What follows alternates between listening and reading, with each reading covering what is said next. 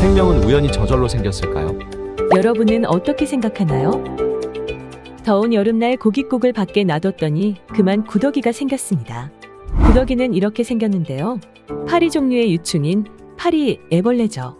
그렇다면 고깃국에서 구더기는 어떻게 생겼을까요? 뭐 이런 걸 물어보냐고요? 당연히 파리가 알을 낳고 알이 부화해서 구더기가 생긴 것이죠. 그런데 놀랍게도 불과 지금으로부터 160여 년 전까지만 해도 과학자들은 썩은 고기에서 구더기가 저절로 생긴다고 믿었습니다. 부모 없이 그냥 저절로 구더기가 생겼다는 것이죠. 심지어는 호두 껍질을 놔두면 초파리가 자연적으로 생기고 벼룩은 먼지에서 개구리는 연못가의 돌에서 자연적으로 생긴다고. 이렇게 생물의 자연 발생을 믿었습니다. 너무 놀라운데요? 지금 생각하면 말도 안 되는 웃긴 이야기를 믿고 있는 거잖아요. 이렇게 생명이 자연 발생할 수 있다는 생각은 2400년 전 아리스토텔레스부터 시작해서 160여 년 전까지 길게 이어져 왔습니다. 생물학이 체계적으로 정립되기 시작한 고대 그리스 시대에도 고등한 생물들은 어미로부터 발생하지만 하등한 생물들은 무생물로부터 자연의 활력에 의해 우연히 생겨난다고 믿었죠. 특히 곤충이나 쥐와 같은 동물들은 흙이나 부패된 물질에서 자연적으로 생겨난다고 여겼습니다. 네덜란드의 레베누크는 자신이 만든 현미경으로 미생물을 처음 관찰한 후 미생물의 자연 발생을 주장하기도 했습니다. 이렇듯 과학자들은 자신들의 실험으로 생명이 자연 발생할 수 있다는 것을 주장하기도 했어요. 언제까지요? 160여 년 전, 그러니까 1861년 파스테르가 백조목 실험으로 생명은 우연히 발생하지 않는다는 것을 실험으로 보여주기 전까지 생물이 무생물로부터 자연 발생할 수 있다고 믿었습니다. 자연 발생설을 사전에서 찾아보면 이렇게 정의되어 있습니다. 생명 발생에 관한 학설의 하나, 생물이 무생물로부터 생겨날 수 있다고 하는 설이다. 아리스토텔레스 일에 믿어져 왔으나 파스테르의 실험에 의하여 부정되었다. 여기에서 중요한 것은 자연 발생설은 실험과학으로 공식적으로 부정되었다는 것이죠. 여러분이 쉽게 찾아볼 수 있는 위키백과 등 어느 사전을 찾아봐도 자연 발생설은 부정되었다고 말하고 있습니다. 생명이 자연적으로 생겨날 수 있다는 이론은 파스테르에 의해서 부정되었습니다. 눈으로 볼 수 없는 작은 미생물조차도 자연적으로 생겨날 수 없다는 것이 실험과학으로 공식적으로 선언된 것입니다. 이 실험을 뒤집은 예는 없습니다. 또 자연 발생설이 부정되면서 밝혀진 것이 있는데요. 바로 모든 생물은 부모로부터 생겨난다는 것입니다. 이것이 파스테르의 생물 속생설이죠. 그런데요, 파스테르의 백조목 실험으로 생물은 자연 발생하지 않고 부모 없이 우연히 그냥 생기지 않는다는 것이 증명되었음에도 생명이 자연 발생할 수 있다는 이론이 다시 고개를 들기 시작했습니다. 어떤 이론일까요? 네, 진화론입니다. 신자연 발생설이죠. 진화론은 생명체는 우연히 무생물로부터 자연 발생했고 모든 생명체는 공통 조상인 단세포에서 진화해 현재의 다양한 종을 이룬다는 해석이지. 이처럼 진화론은 신자연 발생설입니다. 그런데 자연 발생설은 어떻게 되었다고요? 네, 부정되었습니다. 자연 발생이 부정되었음에도 신자연 발생설인 진화론이 과학처럼 받아들여지고 있는 현실인데요. 특별히 그럴 만한 이유가 있을까요? 그래서 살펴보고자 합니다. 진화론이 사실이라면 다음 3단계를 거쳐 증명되어야 합니다. 1단계는 자연에서 우연히 무기물이 유기물로 변해야 하는 단계죠.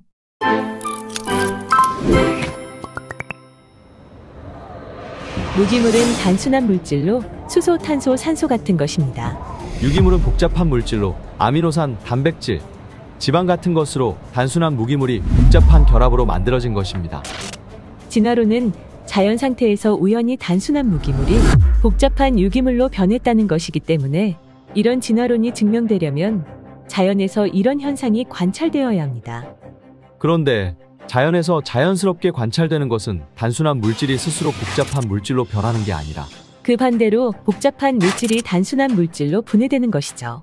단백질이 분해되어 무기물로 돌아가고 신선한 음식이 상한 음식으로 변하는 것이고 새 건물이 시간이 지나면 낡아지는 것입니다. 그런데 진화론의 이론은 그 반대를 주장하죠. 오랜 시간이 지나면 상한 재료가 신선한 재료가 되고 쏟아진 물이 오랜 시간이 지나면 저절로 다시 통에 담기고 벽돌 한 장이 저절로 집이 되어 간다는 것입니다. 자연에서 관찰되는 것과 반대로 가는 거죠. 이것이 가능한가요? 아닙니다. 그런 경우는 없습니다. 단순한 무기물이 자연에서 저절로 복잡한 유기물로 변하는 1단계는 관찰되거나 증명된 적이 없습니다. 그런데 왜 신자연 발생설인 진화론이 실험과학으로 밝혀진 것처럼 여겨질까요? 그것은 밀러의 실험 때문이죠. 밀러의 실험은 단순한 무기물이 복잡한 유기물로 합성되었다는 실험입니다. 그래요? 그렇다면 1단계가 증명되었단 말인가요? 그럴 리가요? 전혀 아닙니다. 오히려 밀러의 실험은 자연에서 우연히 저절로 1단계가 절대로 일어나지 않는다는 것을 역설적으로 보여주는 실험이라는 것 알고 있나요? 밀러의 실험은 단순한 무기가스로 유기물인 아미노산을 합성한 실험이 맞습니다. 그런데 이 실험은 아미노산이 만들어질 수 있는 조건을 설계해서 인위적으로 만든 실험입니다. 밀러의 실험은 지식과 지혜를 가지고 산소를 제거하고 에너지를 투입하고 냉각장치를 만들었죠. 그리고 아미노산이 합성될 수 있도록 메탄, 암모니아, 수소 등의 무기가스를 선택하고 설계해서 만든 실험입니다. 그러니까 자연에서는 안 된다는 것을 명백하게 보여주고 있는 것이죠. 또한 밀러의 실험은 가정에 문제가 있습니다. 가정이 과학적이지 않다는 것이죠. 현재의 지구 대기 상태에서는 절대로 아미노산이 합성되지 않기 때문에 과거 지구 대기 상태를 지금과 다르게 가정한 것이죠. 특히 산소가 있으면 유기물은 절대로 생성될 수 없죠. 그래서 과거 지구 대기 상태를 가정할 때 밀러는 산소를 제외시켰습니다. 그리고 아미노산이 합성될 수 있는 무기가스를 선택했죠. 그러나 밀러 자신도 죽기 전에 원시 대기가 어떠했는지 정확히 알 수 없다고 고백합니다. 산소가 없을 것이라 생각했지만 산소가 풍부했다는 증거들을 밀러도 알고 있었습니다. 또 놀라운 것이 있는데요. 밀러는 죽을 때까지 같은 실험을 반복했습니다. 밀러의 실험에서 아미노산만 만들어졌을까요? 아닙니다. 합성된 물질 중 독극물인 타르가 85%, 유기산은 13%가 만들어지고 단지 2%만이 아미노산이었습니다. 대량의 타르와 유기산이 있는 곳에서 생명의 자연 발생은 불가능합니다. 또 고작 2%의 아미노산 양으로는 우연히 자연에서 단백질이 합성되기에 턱없이 부족한 양입니다. 단백질이 우연히 만들어지기 위한 아미노산 양에 대한 내용은 우연히 단백질이 만들어질 확률편을 보면 도움이 되고, 밀러 실험에 대해서 이 영상에서 다 다루지 못하는 문제점은 밀러의 실험 영상을 참조하시면 됩니다. 밀러의 실험에 대해서 정리합니다. 밀러의 실험은 우연히 무기물이 유기물로 변하는 것을 증명했나요? 아닙니다. 부정된 자연 발생설을 되살려주는 그 어떤 실험적 증명도 하지 못했습니다. 신자연 발생설인 진화론이 건너야 하는 1단계는 증명되었나요? 아닙니다. 1단계는 증명되지 못했습니다. 2단계는 유기물이 세포가 되는 단계입니다. 아미노산이 결합해 우연히 기능하는 단백질이 되고 기능하는 단백질이 모여 세포가 되어야 하는 단계입니다. 2단계는 쉽게 말해서 멸균 우유에서 저절로 생명체가 생겨야 하는 단계입니다. 단백질에서 저절로 생명체가 만들어져야 하는 단계죠. 그러나 그런 일은 절대로 일어나지 않기 때문에 의료행위도 하고 식품도 만들고 합니다. 이런 걸 공학적 적용이라고 합니다. 공학은 여러 과학기술을 이용해서 무언가를 만드는 것입니다. 진화론은 공학적 적용을 절대 할 수 없는 이론이죠. 그 반대로 2단계가 안 일어나기 때문에 공학적으로 적용해서 멸균 우유를 생산할 수 있습니다. 세포 진화 과정을 설명해주는 이런 그림은 어떻게 된 건가요? 세포가 되어가는 과정을 설명한 그림을 보여주며 마치 세포의 진화 과정이 확인된 줄 알고 있거나 밝혀진 사실처럼 가르치고 있는데요. 세포 진화 과정은 실험과학일까요? 아니면 상상도일까요? 상상도이며 가설입니다. 유기물이 세포가 되는 과정을 관찰하거나 증명한 적이 없습니다. 지구 역사에서 세포 진화 과정이 단 한 번은 일어났을 거라고요? 그것을 믿음이라고 합니다. 구더기가 우연히 저절로 생겼다고 믿었던 믿음과 같은 믿음입니다. 그렇다면 이제 가장 단순해 보이는 생명체인 박테리아를 보고자 합니다. 박테리아를 이루고 있는 세포는 사람을 이루고 있는 세포보다 훨씬 간단하죠. 진화론자들은 가장 단순한 생명체쯤은 어쩌다 보니 하나쯤 만들어질 수 있다고 믿고 있습니다. 여러분은 어떻게 생각하나요? 사람이 저절로 만들어지는 것은 어렵지만 간단한 생명체 하나쯤은 만들어질 수 있고 박테리아에서 사람으로까지 진화할 수 있다고 믿고 있나요? 여기 사람이 만든 자동차 중에 가장 뛰어난 차인 F1이라는 경주용 차가 있습니다. F1 엔진은 18,000rpm을 가지고 있습니다. RPM은 1분 동안 회전하는 횟수이지요. 속력은 시속 320km까지 낼 수 있고 콕핏의 온도는 50도입니다. 인간의 지성으로 설계해서 만든 뛰어난 성능입니다. 이제 단순한 생명체인 박테리아를 볼까요? 박테리아의 편모는 10만 rpm입니다. 1분 동안에 10만 번을 회전할 수 있죠. 18,000배, 10만인데요. 비교가 되나요? 박테리아 편모는 이때 열이 나지 않습니다. 열이 나지 않는 엔진이라니? 이 가장 단순해 보이는 박테리아의 편모는 우주에서 가장 효율적인 모터를 가지고 있습니다. 편모가 붙어 있는 곳을 보니 30여 개의 단백질이 아주 규칙적으로 배열되어 있고 이것이 효과적인 엔진의 역할을 한다는 것을 알아냈습니다. 기능하는 단백질 하나가 저절로 만들어지는 것도 불가능한데 30여 가지의 단백질이 연결되어 저절로 엔진의 역할을 하고 있습니다. 현재 인간의 지성을 뛰어넘는 성능을 가진 엔진이 나노의 크기로 세포 안에 들어있습니다. 어때요? F1도 지성과 기술로 설계해서 만들었는데 박테리아가 저절로 발생할 수 있을까요?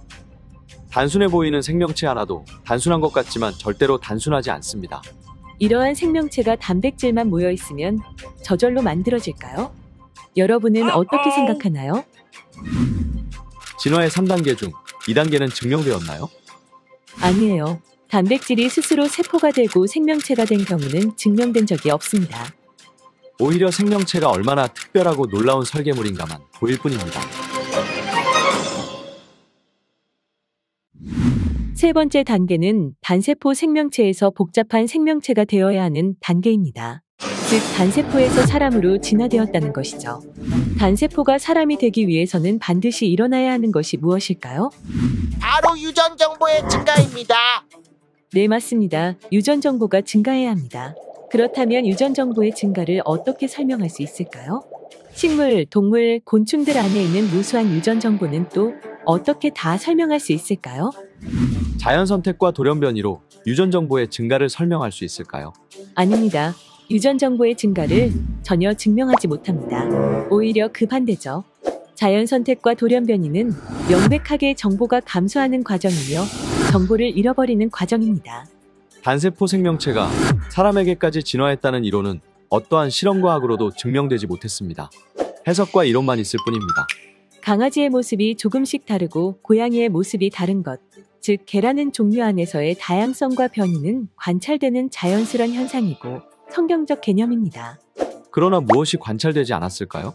개가 고양이로 변하는 것, 즉 조개가 물고기로 진화하고 물고기가 개구리로 진화하는 대진화는 불가능하다고 유전학이 말하고 있고 화석이 데이터로 보여주고 있습니다. 1980년 10월 16일부터 19일까지 시카고의 자연박물관에서 160명의 세계 정상급 진화론자들이 모여 대진화란 주제로 회의를 가졌습니다. 공식 회의 자료로 그 회의에 제출된 논문들로 편집된 논문집을 출판하지 않기로 했으나 기자 레윈이 회의 내용과 몇몇 참석 학자들과의 대담 등을 사이언스에 종합하여 발표했습니다. 불타 없어져 가는 진화이론이란 제목의 이 기사는 이번 회의를 진화론의 큰 전환점이 될 역사적 회의였다고 평가한다.